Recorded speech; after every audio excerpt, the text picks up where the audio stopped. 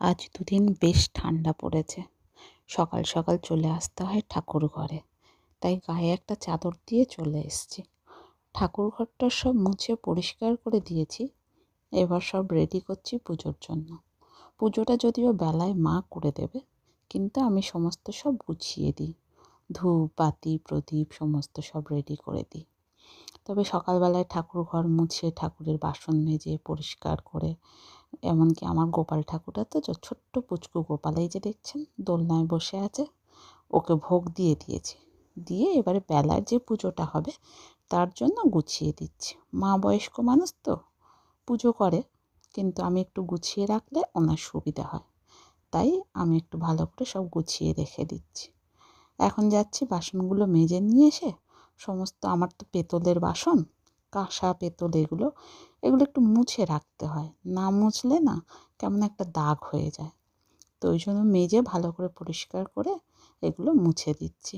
এবার মা যখন পুজো করবে ওদেরকে জল বাতাসা ফল, এই যেমন একটা পেয়ারা রেখেছি এখানে, আজকে বলেছি মাকে পেয়ারা দিয়ে দিতে, সে পেয়ারা দিয়ে ওদের পুজো দেওয়া হবে। আমার গোপালকে সকাল সকাল চকলেট খেতে দিয়েছিলাম, সেই চকলেটগুলো সব আমি নিয়ে রেখে দিই। আমার ঘরে অনেক বাচ্চা আসে, সেই বাচ্চাগুলোকে এই চকলেটগুলো দিয়ে দিই, এবং আমার মাও খায়। আর আমার দিদির একটা মেয়ে আছে, ও বাচ্চা, ও ওই চকলেটগুলো খুব খেতে ভালোবাসে, তাই তুলে রেখে দিই। মাঝে মাঝে আবার গোপালকে বিস্কিট দিই, সেটা আবার চায়ের সঙ্গে আমার মাকে দিয়ে দিই। তোমাদের ঘরে গোপাল থাকলে কে কেমনভাবে তাদের পুজো করো, সেবা করো, আমাকে একটু জানিও, খুব খুশি হব।